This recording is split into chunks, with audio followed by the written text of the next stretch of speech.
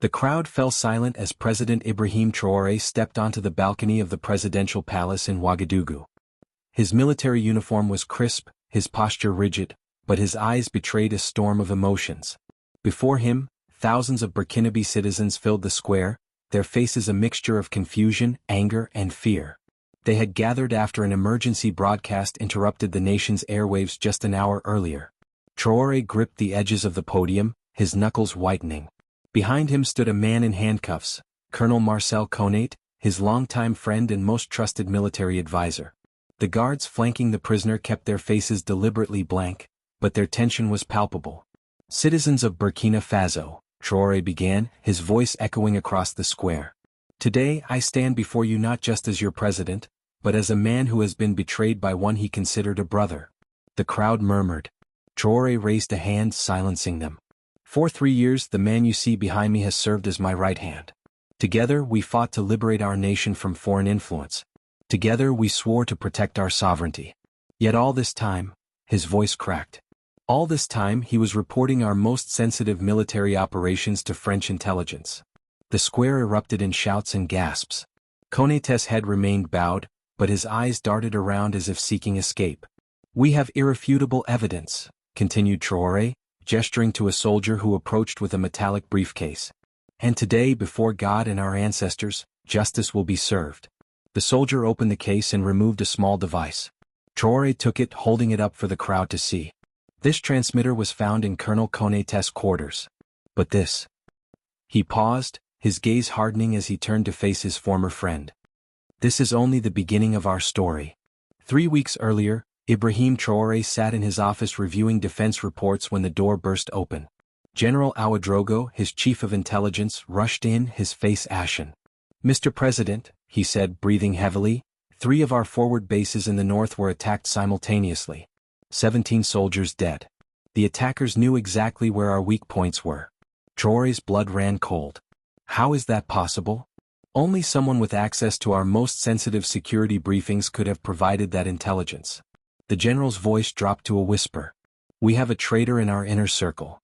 Before Traoré could respond, his aide entered. "Sir, the French ambassador Dubois is demanding an emergency meeting. He claims it's urgent, about a potential coup against you." Traoré's jaw tightened. This was no coincidence. The next day, Ambassador Dubois sat across from him, expression carefully concerned yet somehow smug. "President Traoré, we have intelligence suggesting elements in your military are planning to remove you from power." The Frenchman's tone was smooth. "France remains committed to stability in the region. We could increase our intelligence sharing, perhaps provide additional security advisors." The message was clear: accept our help, or face the consequences. "Thank you for your concern, Ambassador," Traoré replied, keeping his voice neutral.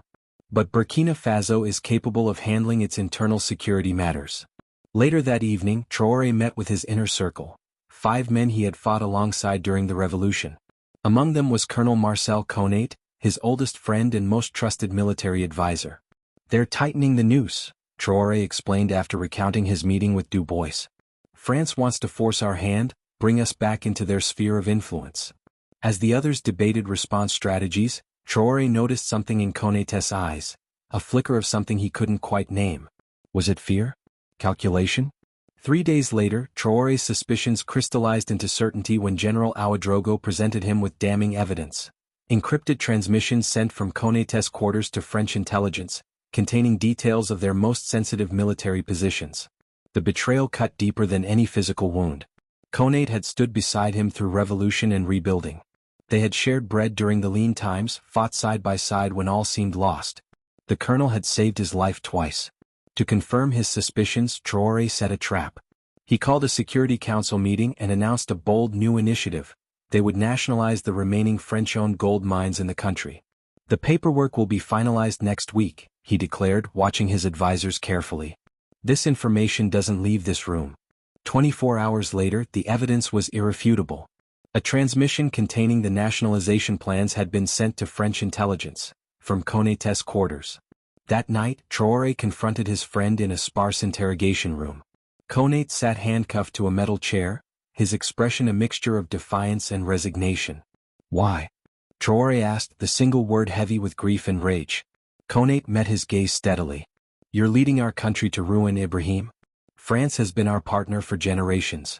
They've been bleeding us dry for generations, Traoré countered, slamming his fist on the table. How much did they pay you to betray your own people? It wasn't about money.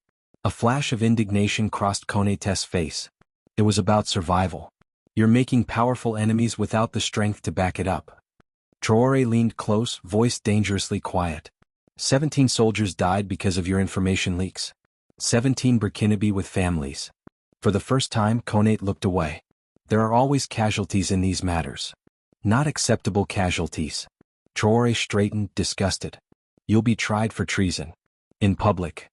As he turned to leave, Konate called after him. The French won't let this stand, Ibrahim. They'll expose everything. Traoré paused at the door. What do you mean, everything? A slow, knowing smile spread across Konate's face. Why do you think they chose me to approach? We all have secrets, old friend. Even revolutionary heroes. Alone in his office that night, Traoré stood at the window overlooking the darkened city of Ouagadougou. Konate's words had shaken him. What leverage did the French believe they had? What secrets could they expose? A soft knock interrupted his thoughts. It was Adjara Sawadogo, his longtime personal assistant, a woman who had served in the presidential palace through 3 administrations. You need to rest, sir, she said, placing a tray with tea and his heart medication on the desk. Your strength comes from your health. When he didn't respond, she approached, studying his troubled expression. I've seen that look before.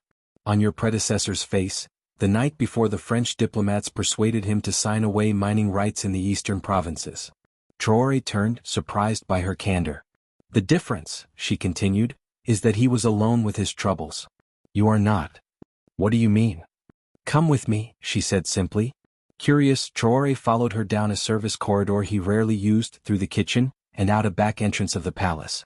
A car waited, driver anonymous behind tinted windows. Where are we going, Adjara? To remind you of something important. 30 minutes later, they pulled up at the edge of Samandin, one of the poorer neighborhoods in the capital. As they walked through narrow streets, Traoré was astonished that no one recognized him without his military uniform and official motorcade. Adjara led him to a small outdoor market, still bustling despite the late hour. Vendors sold vegetables, meat skewers and household goods under flickering lights. Children played between stalls while adults haggled and gossiped. They sat at a simple food stall where the owner, an elderly woman, greeted Adjara warmly but showed no recognition of the president. Listen, Adjara said quietly. At first, Traoré heard only the normal sounds of commerce and conversation. Then he began to distinguish the content of those conversations. Did you hear Traoré's speech last week? About the new schools? My cousin's village finally got the water treatment system they were promised. They say he refused to let the Chinese mine in the sacred forest. Traoré realized they were talking about him, not as a distant figure, but as someone whose decisions directly affected their lives. And not with fear or forced respect, but with genuine approval. You've governed differently, Adjara explained. Previous presidents isolated themselves in the palace, surrounded by military and foreign advisors. You visit markets, schools, villages. You listen. It's my duty, Traoré said simply. It's your strength, she corrected. These people, she gestured around the market, they're not just citizens to be managed. They're your true power base. The French don't understand this. They think power flows from deals with elites and military force. They don't understand a leader who derives his authority from the people themselves. As they drove back to the palace, Traoré considered her words. This was his hidden strength, not just his military strategy or political acumen, but his genuine connection to the people he served. A connection that foreign powers with their distant diplomats and corporate interests could never truly understand or replicate. With renewed purpose, Traoré called for his intelligence officer, Captain Fatima Diallo. She had been investigating what leverage the French might have over him. Sir, I found something disturbing, she said, placing a photograph on his desk. It showed a younger Traoré amid the aftermath of the Zinier operation, a military raid gone wrong years ago. In the background were the bodies of civilians. How could they have this? He asked, blood running cold. The records were destroyed. Not all of them. This was in Konate's encrypted files. The Zinier operation had haunted Traoré for years. Official reports blamed government forces for 14 civilian deaths, but the truth was more complicated. A last-minute intelligence failure had placed civilians in the line of fire, and he had given the order to proceed, believing the depot held weapons that would be used against revolutionary forces. If this image became public, it would shatter his reputation as a protector of the people. As dusk fell over Ouagadougou, Traoré made his decision. He would not be blackmailed. Instead, he would do something unprecedented. He would tell the truth. The morning of the public address dawned clear and hot. 3 hours before the scheduled speech, General Ouagadougou burst into Traoré's office, face ashen. "Sir, 2 of our northern bases are under attack. Heavily armed insurgents with sophisticated equipment." He swallowed hard. "They're using French tactical formations. Casualties? Unknown at this stage. And sir, we've intercepted communications between several junior officers. They were prepared to mount a coup if you exposed Konate." The stakes had just escalated dramatically. This was no longer about one traitor, it was about the very sovereignty of Burkina Faso. The address proceeds as planned, Traoré decided. But detain those conspirators immediately. As Ouagadougou left, Captain Diallo arrived with intercepted communications between Ambassador Dubois and his superiors in Paris. "They're activating something called Operation Sentinel," she explained, showing him the documents. "Economic sanctions, asset freezing, and support for opposition groups across the country. They're prepared to plunge the entire nation into chaos rather than lose their influence." "So they mean to make an example of us," Traoré said grimly. "To show other African nations the price of true independence." A new resolve hardened within him. "Prepare a data package with everything we have on French operations in the region, their support for terrorist groups, their economic exploitation, their political interference. Distribute it to every major news outlet in Africa." As preparations continued, Traoré received word that the coup plotters had been arrested, 12 junior officers, all with connections to Colonel Konate. An hour before the scheduled address, Ambassador Dubois requested another meeting. "Call off this madness, Traoré," he demanded without preamble. "You're taking your country to the brink of disaster." "The disaster, Ambassador, is that in 2025, your government still believes it has the right to control African nations through threats and manipulation. We're trying to prevent chaos. Without our security support, the terrorist groups in the north will overrun your forces within months." "Terrorists that your government has been covertly supplying," Traoré countered. "We have proof, Ambassador. Proof we're prepared to share with the world." Dubois' face paled slightly. "You're making dangerous accusations." "Not accusations. Facts. Just as it's a fact that your government attempted to organize a coup against a democratically elected leader." For a moment the ambassador seemed at a loss for words. Then he gathered himself. "Think about the consequences, Traoré. France has been Burkina Faso's largest trading partner for decades. We can crush your economy overnight." "Perhaps," Traoré acknowledged. "But times are changing. China, Russia, Turkey, all are looking for partnerships in Africa. Partnerships without colonial baggage." Dubois' eyes narrowed. "Is that your play? Trading one master for another?" "No. It's about having options. About negotiating from a position of strength rather than dependency." Traoré stood. "You've threatened me with exposure, Ambassador. But I have nothing to hide from my people. Can your government say the same?" As Traoré prepared to leave for the address, his security detail erupted in confusion. Reports came in of an unauthorized helicopter approaching the presidential palace. "French special forces?" Traoré asked, his hand moving to the pistol at his hip. "No, sir," General Ouagadougou replied, checking his radio. "It's a Chinese diplomatic helicopter. They're requesting immediate landing clearance. The Chinese ambassador isn't scheduled until tomorrow's trade meeting." "It's not the ambassador, sir. They're saying it's Vice Minister Chen from their Foreign Affairs Ministry. He claims it's urgent, a matter of national security." This was completely unexpected. Vice Minister Chen was a senior figure in Chinese foreign policy for Africa, whose presence in Burkina Faso had never been announced through official channels. Clear them to land, Traoré decided, his instincts alert. But triple the security detail and scan everything they bring inside. Minutes later, he greeted the Chinese dignitary in a secure meeting room. Chen was a slender man with shrewd eyes and immaculate Western attire. "President Traoré, forgive the dramatic entrance," Chen began, bowing slightly. "But circumstances demanded discretion." "What circumstances might those be, Vice Minister?" Chen's eyes darted to the Burkinabe security personnel flanking the door. "Perhaps we could speak privately?" When they were alone, Chen activated a signal jammer and placed a small drive on the table. "We've been monitoring French communications regarding your country," Chen said, his voice low despite the electronic protection. "This contains evidence of Operation Sentinel, a comprehensive plan to destabilize your government and regain control of Burkina Faso's resource sector." Traoré regarded the drive warily. Why would China share intelligence with us? Because Operation Sentinel isn't just about Burkina Faso. Chen leaned forward, his composed facade cracking slightly to reveal genuine concern. It's a template they intend to implement across the Sahel. Any nation that challenges French economic interests will face similar destabilization, including nations where China has invested heavily, Traoré concluded. The French campaign isn't just about maintaining influence, Chen continued. They're planning to install a puppet government that will grant them exclusive rights to newly discovered lithium deposits in the northwest.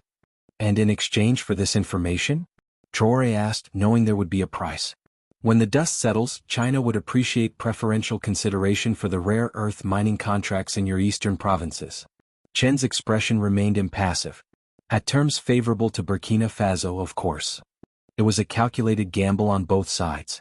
China was offering support against French interference, betting that Traoré would survive the confrontation and remember their assistance.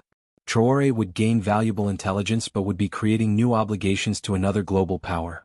After Chen departed, Captain Diallo confirmed the drive's authenticity. "Sir, this changes everything," she said. "But are we certain we can trust the Chinese?" "No," Traoré replied. "But we can use this information without becoming beholden to them. This transforms our dispute from a bilateral issue to a regional struggle against neocolonialism." He studied the files showing France's comprehensive plans for economic warfare against his country. "We need to take this directly to the people, not just ours but all of Africa." Standing before the gathered crowd in the square, Traoré looked out at the sea of faces, expectant, concerned, angry. Behind him stood the handcuffed Colonel Konate, flanked by guards. "Citizens of Burkina Faso," Traoré began, his voice carrying across the square. "I stand before you today with a heavy heart but a clear purpose. Colonel Marcel Konate, a man I once called brother, has betrayed not just me, but every citizen of this nation." He detailed the evidence against Konate, the transmitter, the encrypted communications, the leaked military positions that had cost soldiers lives. The crowd's murmurs grew increasingly angry. "But this betrayal is only a symptom of a larger disease," Traoré continued. "For too long, foreign powers have treated African nations as pawns in their global games. They speak of partnership while undermining our sovereignty. They offer aid with one hand while stealing our resources with the other." He paused, gathering himself for what would come next. "Today I could have simply announced Colonel Konate's arrest and punishment. But the truth demands more from us. It demands that we examine our own complicity in systems of exploitation." The crowd grew quieter, sensing a shift in the address. "6 years ago, before I became your president, I led a military operation in Zinier. Our intelligence indicated the government was stockpiling weapons to use against revolutionary forces. We attacked a depot, and 14 civilians lost their lives." A gasp rippled through the square. This was not what anyone had expected. The official report blamed government forces. "But the truth," Traoré's voice cracked slightly, "the truth is that I gave the order to proceed despite last-minute reports of civilian presence. I believed the weapons posed a greater threat to our revolution." Complete silence had fallen over the crowd. Even Konate looked shocked at this admission. "I have carried this burden every day since. The faces of those innocent people haunt my dreams. I tell you this now because the French government thought they could use this information to blackmail me, to force me to look the other way while they continue to exploit our nation." Traoré stepped away from the podium, moving closer to the edge of the balcony. "They did not understand that my strength comes not from projecting an image of perfection, but from my connection to you, the people. I have made grave mistakes. But everything I have done for Burkina Faso." For several long moments, the square remained silent. Then, from somewhere in the crowd, a single voice began to sing the national anthem. Others joined, hesitantly at first, then with growing conviction. It swelled until thousands of voices filled the air with the anthem's promise of a free and united homeland. When the singing subsided, Traoré returned to the podium. "The French government believed they could destabilize our nation by exposing my past. Instead, I have exposed it myself. Now let me expose their plans for our future." With that, he outlined the intelligence they had gathered, supplemented by the Chinese information, though he never mentioned its source. He detailed Operation Sentinel, the planned economic sanctions, the support for opposition groups, and the ultimate goal of gaining control over Burkina Faso's lithium deposits. Even now, French-backed insurgents attack our northern bases. Even now, they freeze our assets in international banks. They believe these actions will force us to submit. His voice grew stronger. But they have miscalculated. Because we are not alone in this fight. Other African nations face the same exploitation, the same manipulation, the same disrespect for their sovereignty. This was the core of his strategic comeback, transforming a national crisis into a regional cause, making it clear that Burkina Faso's struggle against neo-colonial influence was part of a larger African struggle for true economic independence. I have spoken with the leaders of Mali, Niger, and Chad. Together, we are forming a Sahel alliance for resource sovereignty. No longer will foreign powers play us against each other. No longer will they dictate the terms of how our natural wealth is used. The crowd erupted in cheers. Traoré raised his hands, calling for quiet. This will not be an easy path. There will be economic hardship. There will be pressure and propaganda. But we will stand firm because we stand together. He then announced a series of immediate measures. The freezing of all French corporate assets in Burkina Faso pending investigation of their activities, the establishment of a sovereign wealth fund to manage resource revenues, and the creation of a regional security force independent of former colonial powers. As for Colonel Konate and his co-conspirators, Traoré turned to face the handcuffed man. They will receive fair trials with international observers present.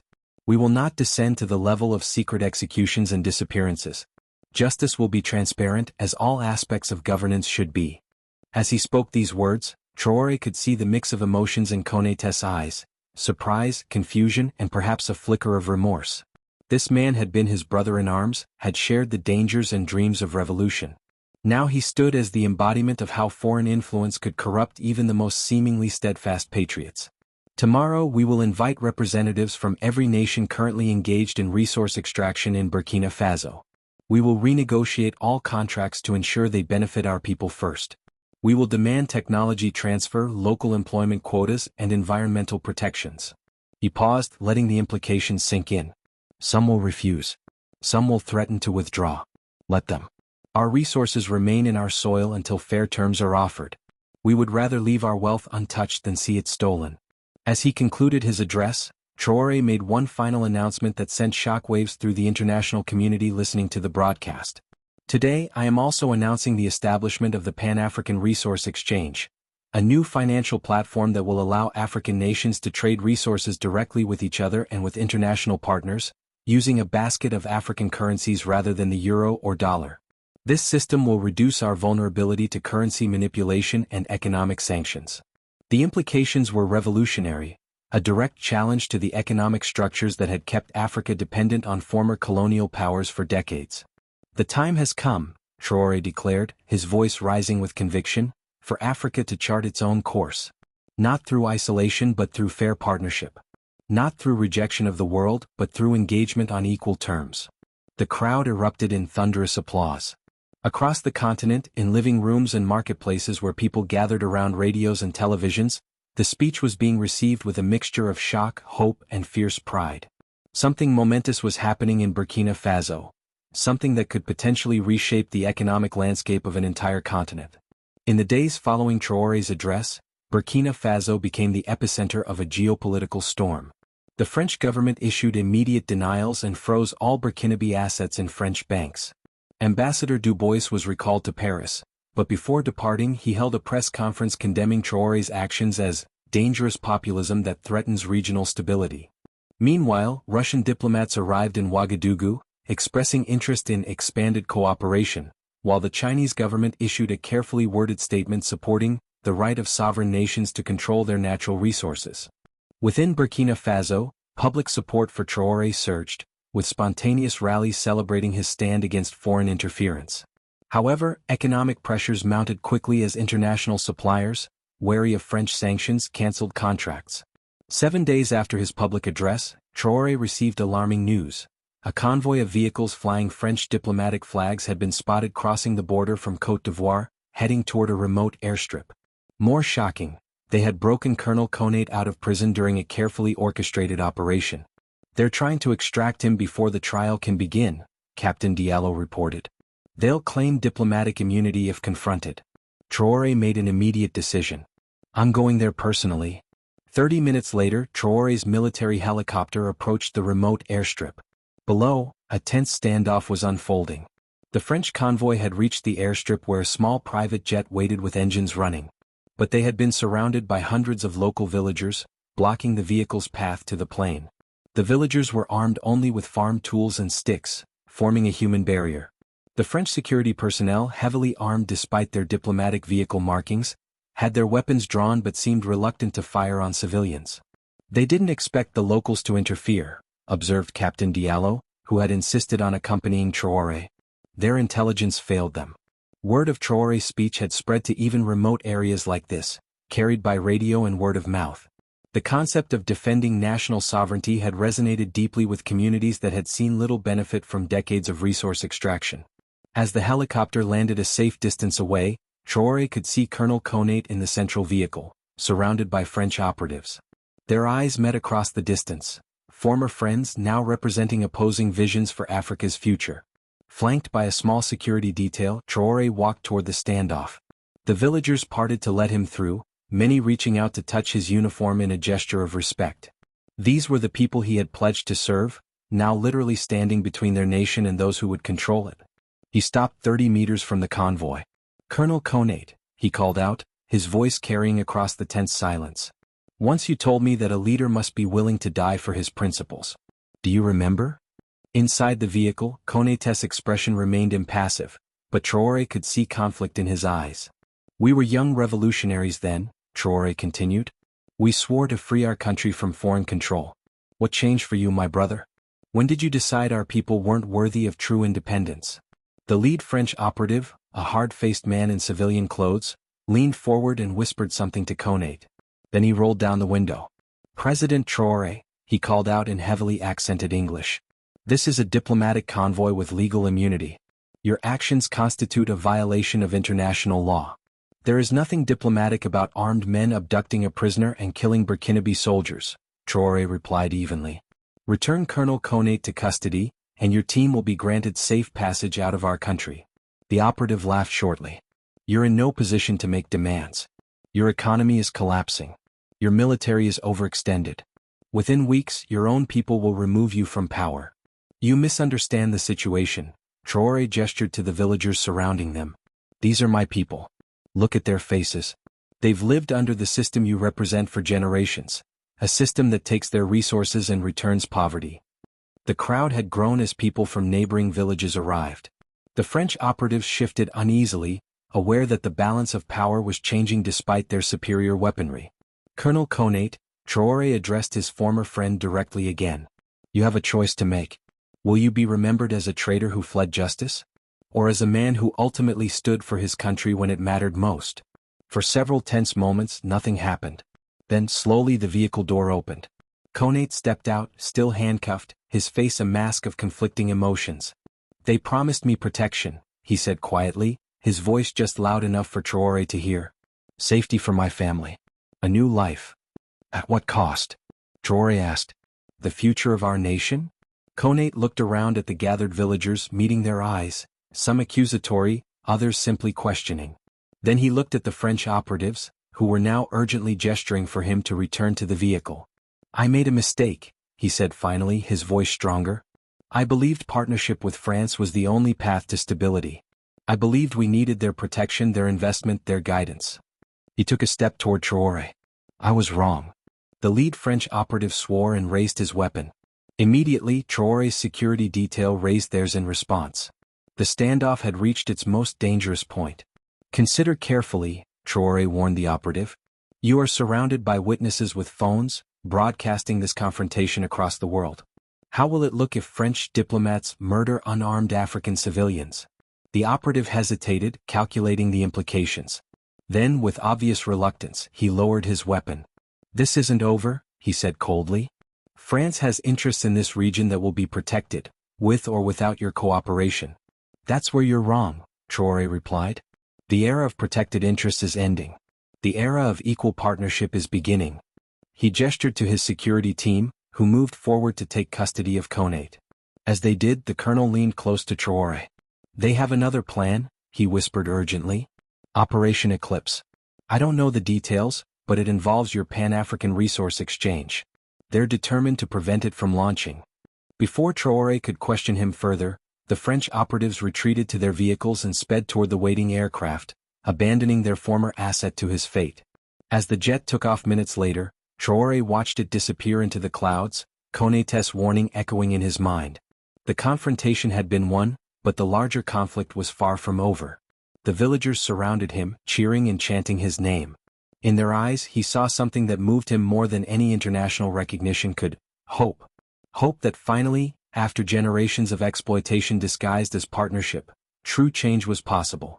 2 days after the standoff at the airstrip, Captain Diallo requested an urgent private meeting with President Traoré. Her expression was grave as she entered his office, clutching a secure tablet. "Sir, we've been analyzing the intelligence from the Chinese and cross-referencing it with our own sources," she began without preamble. "We've discovered something unexpected." Traoré gestured for her to continue. "The French operation to extract Konaté was compromised from the start. They wanted us to intercept it." Traoré frowned. "That makes no sense. They lost a valuable asset." "A valuable asset who had outlived his usefulness," Diallo countered, "and whose capture served a greater purpose." She activated the tablet, showing Traoré surveillance footage of Konaté's cell in the hours before his escape. The images showed the colonel carefully extracting something from his cheek, a tiny object that he swallowed quickly when a guard approached. "We believe it was a tracking device with a bionanochip capable of recording and transmitting." Traoré's mind raced through the implications. "You're saying everything Konaté has heard since his return to custody has potentially been transmitted to French intelligence?" "Yes." Diallo nodded grimly. "Including his warning to you about Operation Eclipse." "Which means the warning itself was planted information." Traoré stood, pacing to the window. "They wanted us to know about Eclipse, or at least a version of it." "It gets worse, sir." Diallo hesitated. "We've run thorough background checks on Vice Minister Qin, the Chinese official who provided us with the intelligence about French operations. And he's not who he claims to be. The real Vice Minister Qin suffered a heart attack in Beijing 3 weeks ago. It wasn't publicly announced, but our sources in Chinese intelligence confirmed it. Whoever met with you was an imposter." Traoré felt a chill run through him. Then the intelligence he provided could be compromised, intentionally misleading, or a complex mix of truth and fiction. "When we searched Konaté's personal effects more thoroughly, we found this." She handed him a small, worn photograph showing a much younger Traoré and Konaté standing before a nondescript building, the command center they had used during the Zinier operation. "Turn it over," Diallo said quietly. On the back, written in Konaté's hand, was a cryptic message: "The truth about Z. Not 14 but 42. Not ours but theirs. Remember?" Traoré stared at the message, his heart pounding. The official death toll from the Zinier operation had been 14 civilians. If Konaté was claiming it was actually 42? "This changes everything," he said finally, his voice barely above a whisper. "I need you to find any surviving witnesses from Zinier. And I need the original unredacted reports, not the versions in our official archives." "May I ask why, sir?" Traoré stared again at the photograph. "Because I think I've been fighting the wrong enemy. Or at least not the only enemy." 24 hours later, Diallo returned with a thin file and a deeply troubled expression. "I found one of the original reports, sir. Buried in a sealed archive that required presidential-level clearance to access." She placed the file before him. "And I located 2 survivors from Zinier who were willing to speak." "And?"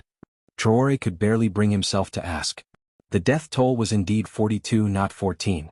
The bodies were found in a storage room in the back of the depot, executed at close range, not killed in crossfire. Traoré felt physically ill. "And the witnesses?" "They confirmed that your forces never entered that section of the compound. They saw government troops leading civilians into that room shortly before your attack began. They heard the gunshots while your forces were still engaged at the front of the compound." "A false flag operation," Traoré said quietly. "They murdered their own people and made it look like we were responsible." "It appears so." Diallo hesitated. "There's one more thing. One of the witnesses recognized one of the commanding officers who ordered the civilians into the building." "Who?" "General Ouedraogo." The revelation struck Traoré like a physical blow. Ouedraogo had been on the government side during the early stages of the revolution, only defecting to the revolutionary forces after the Zinier incident.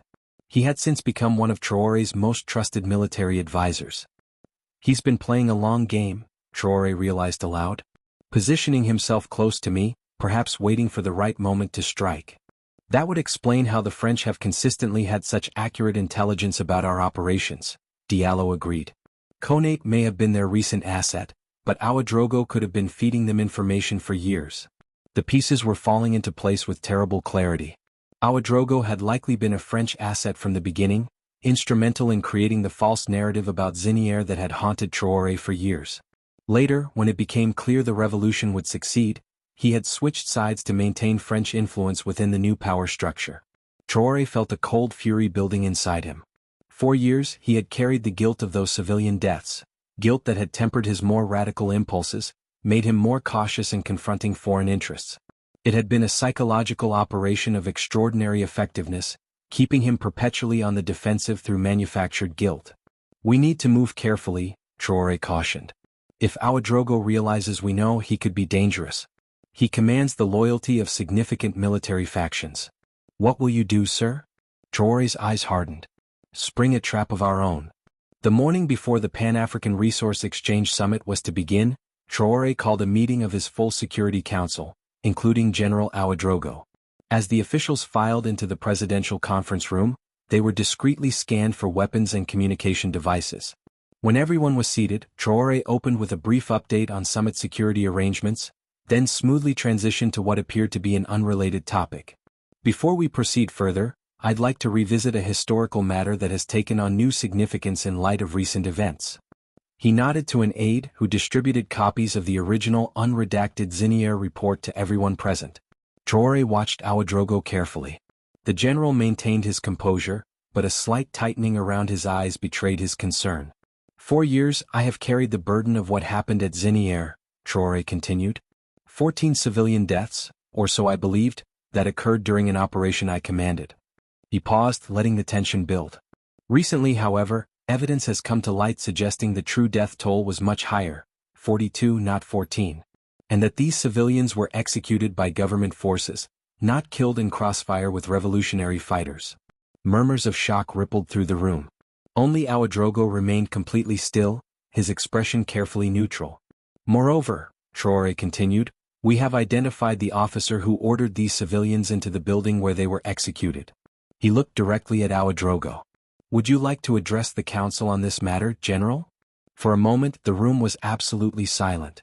Then Ouedraogo smiled thinly. You've always been clever, Ibrahim. I wondered if you'd ever discover the truth. His casual use of Traoré's first name, a deliberate show of disrespect in this formal setting, revealed that he had abandoned any pretense of loyalty. Why? Traoré asked simply. Those were your own countrymen. Innocent civilians. Ouedraogo shrugged. Casualties in a larger game. One that you're still too provincial to fully comprehend. Enlighten me then. The general leaned forward. Africa has always been a chessboard for greater powers. First colonial, then Cold War, now a new competition between the West, China and Russia. Do you really think Burkina Faso, a landlocked country with limited resources, can chart its own course? The best we can hope for is to choose which master gives us the most favorable terms. And you chose France, Traoré stated. I chose stability. Predictability. The devil we know. Ouedraogo's voice hardened. Your revolutionary idealism is admirable but dangerous. You're disrupting a balanced system, turning Burkina Faso into a battleground for competing interests. The other ministers and officials watched in stunned silence as the confrontation unfolded. Most had been unaware of Ouedraogo's true allegiance, though some had likely suspected his loyalties were divided. What about the 42 civilians at Zinier? Traoré pressed. How does their execution serve stability? A flicker of genuine emotion, perhaps regret, crossed Ouedraogo's face. That decision came from higher up.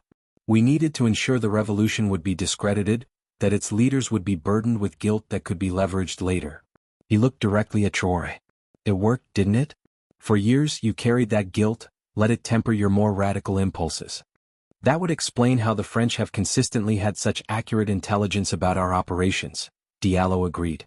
Konate may have been their recent asset, but Ouedraogo could have been feeding them information for years.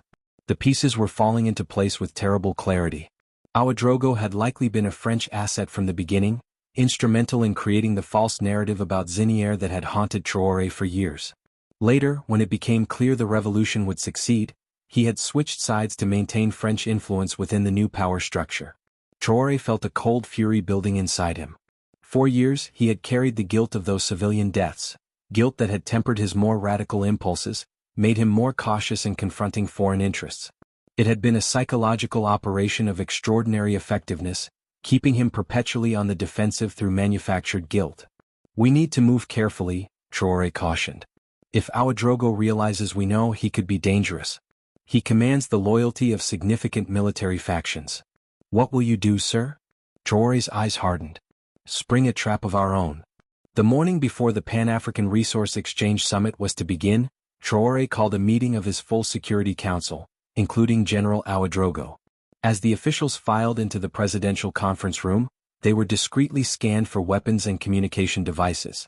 When everyone was seated, Traoré opened with a brief update on summit security arrangements, then smoothly transitioned to what appeared to be an unrelated topic. "Before we proceed further, I'd like to revisit a historical matter that has taken on new significance in light of recent events." He nodded to an aide who distributed copies of the original unredacted Zinière report to everyone present. Traoré watched Ouedraogo carefully. The general maintained his composure, but a slight tightening around his eyes betrayed his concern. "For years I have carried the burden of what happened at Zinière," Traoré continued. 14 civilian deaths, or so I believed, that occurred during an operation I commanded. He paused, letting the tension build. "Recently, however, evidence has come to light suggesting the true death toll was much higher, 42 not 14. And that these civilians were executed by government forces, not killed in crossfire with revolutionary fighters." Murmurs of shock rippled through the room. Only Ouedraogo remained completely still, his expression carefully neutral. "Moreover," Traoré continued, "we have identified the officer who ordered these civilians into the building where they were executed." He looked directly at Ouedraogo. "Would you like to address the council on this matter, General?" For a moment, the room was absolutely silent. Then Ouedraogo smiled thinly. "You've always been clever, Ibrahim. I wondered if you'd ever discover the truth." His casual use of Traoré's first name, a deliberate show of disrespect in this formal setting, revealed that he had abandoned any pretense of loyalty. "Why?" Traoré asked simply. "Those were your own countrymen. Innocent civilians." Ouedraogo shrugged. "Casualties in a larger game. One that you're still too provincial to fully comprehend. Enlighten me then." The general leaned forward. "Africa has always been a chessboard for greater powers. First colonial, then Cold War, now a new competition between the West, China and Russia. Do you really think Burkina Faso, a landlocked country with limited resources, can chart its own course? The best we can hope for is to choose which master gives us the most favorable terms." "And you chose France," Traoré stated. "I chose stability. Predictability. The devil we know." Ouedraogo's voice hardened. "Your revolutionary idealism is admirable but dangerous. You're disrupting a balanced system, turning Burkina Faso into a battleground for competing interests." The other ministers and officials watched in stunned silence as the confrontation unfolded. Most had been unaware of Ouedraogo's true allegiance, though some had likely suspected his loyalties were divided.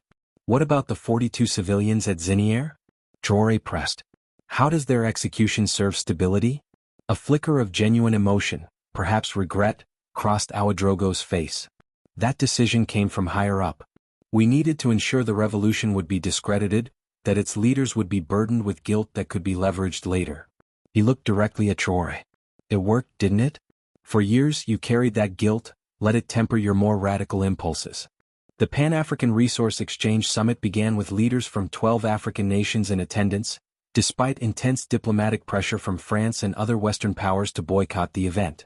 International media had descended on Ouagadougou, drawn by the boldness of Traoré's vision and the dramatic confrontations leading up to it. As delegates arrived for the opening ceremony, there was an electric atmosphere in the capital. The streets were filled with a mixture of international dignitaries, journalists, security personnel, and ordinary citizens who had traveled from across the country to witness what many were already calling a historic moment. That evening, as final security checks were conducted around the conference center, Captain Diallo detected unusual communications traffic near the venue. Multiple encrypted signals were converging, suggesting coordinated movement. Operation Eclipse, Traoré surmised when she reported her findings. They're making their move tonight. Rather than reinforcing the perimeter with military forces that might still contain Ouedraogo loyalists, Traoré implemented an unconventional strategy. Hundreds of citizens from surrounding communities were quietly positioned around the conference center. Farmers, teachers, market women, students. They carried no weapons but were equipped with communication devices and simple instructions. Observe and report anything unusual. Shortly after midnight, the first reports came in. Small teams of men in dark clothing were approaching the conference center from multiple directions, using advanced tactics to avoid regular security patrols. Their movements suggested professional military training. Mercenaries, Diallo concluded, monitoring the citizen reports. Likely special forces contractors. Instead of confronting these infiltrators directly, Traoré's citizen observers tracked their movements, creating a real-time map of the operation. When the mercenaries converged on the conference center's power supply station, their objective became clear. They intended to sabotage the summit by cutting electricity to the venue, creating confusion and potentially allowing for more destructive actions in the chaos. What they didn't realize was that Traoré had anticipated this possibility. The visible power station was a decoy. The actual electrical system had been rerouted through a secondary facility days earlier. Moreover, as the mercenaries moved into position, they found themselves suddenly surrounded, not by armed soldiers, but by hundreds of ordinary citizens who simply stepped out of the shadows and stood their ground. The mercenaries were caught in an impossible situation. Their operation relied on stealth and anonymity. They couldn't open fire on unarmed civilians without exposing the true nature of their mission and creating an international incident. Yet they couldn't retreat without abandoning their objective. As they hesitated, regular security forces moved in to detain them. The entire Operation Eclipse was neutralized without a single shot being fired, thwarted not by superior firepower or tactics, but by the collective will of ordinary citizens who refused to allow foreign interests to undermine their nation's sovereignty. By dawn, news of the failed sabotage attempt had spread through Ouagadougou. When Traoré arrived at the conference center for the summit's opening ceremony, he was greeted by thousands of citizens lining the streets, many of them having participated in the previous night's remarkable defense. Traoré approached the podium, surveying the gathered delegates and the global media arrayed before them. This was the moment for which he had been preparing, the culmination of a journey that had begun with the discovery of a single traitor in his ranks and had expanded into a movement that could potentially reshape Africa's relationship with the world. Distinguished colleagues, honored guests, he began. We gather today at a pivotal moment in our continent's history. Last night, mercenaries attempted to prevent this summit from proceeding, a testament to how threatening our unity is to those who profit from our division. Murmurs rippled through the audience. For generations, Africa's vast resources have enriched others while our own people remain impoverished. We have been told this is the natural order, that we lack the capacity to manage our wealth, that we need foreign expertise and capital to develop our potential.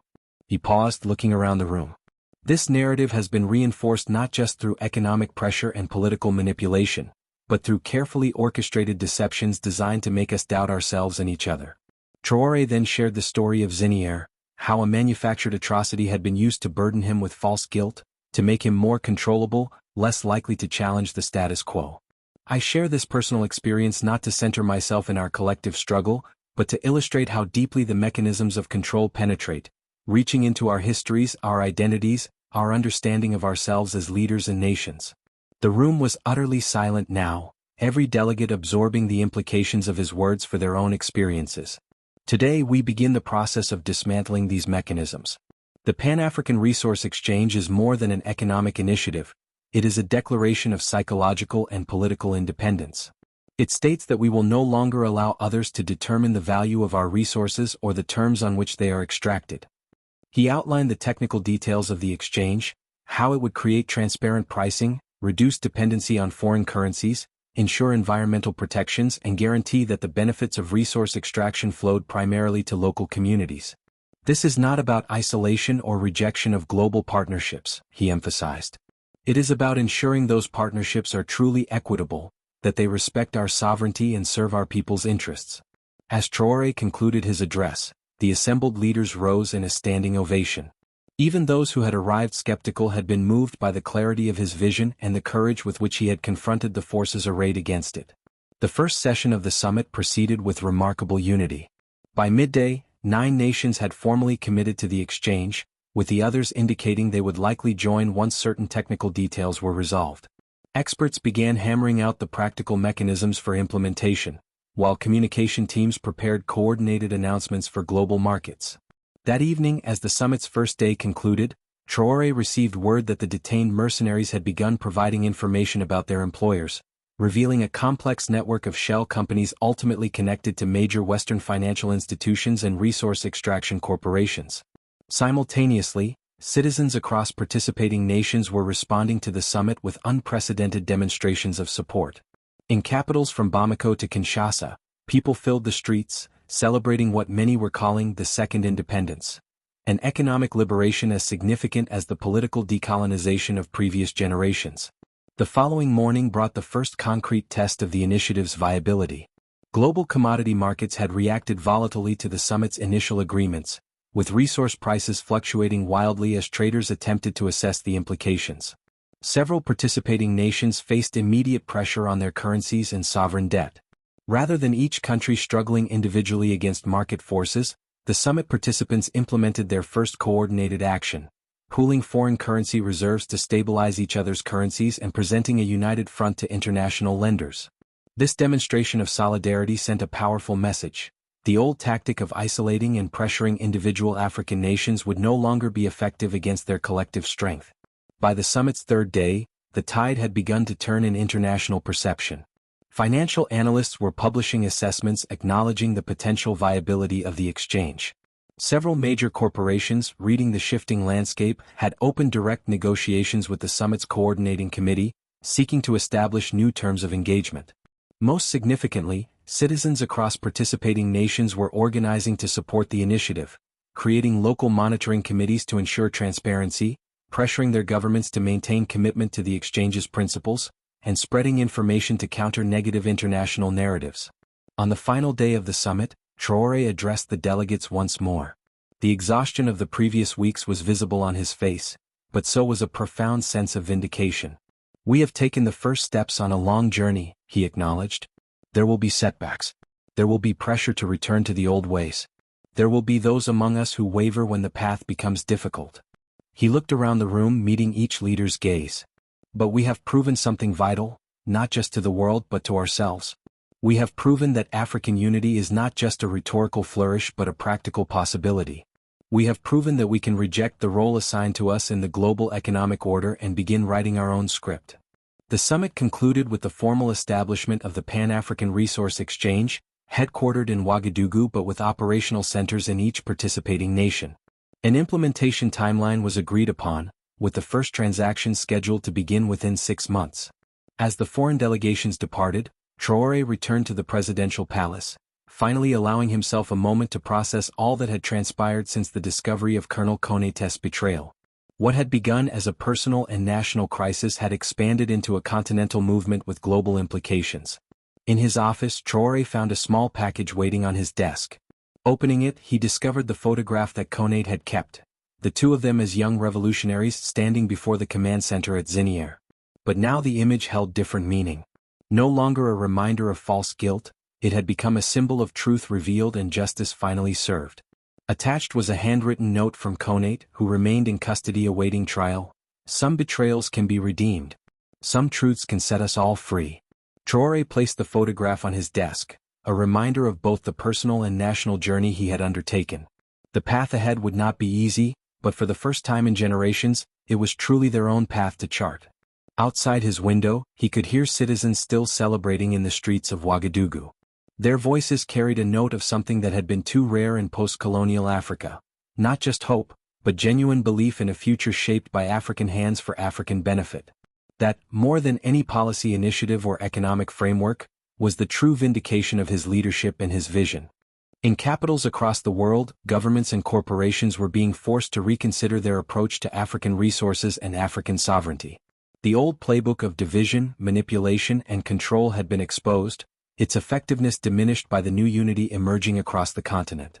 For Ibrahim Traoré, vindication came not in personal power or glory, but in the realization that he had helped catalyze a movement larger than himself, a movement rooted in truth, justice, and the unshakable belief that Africa's resources should benefit Africa's people first and foremost.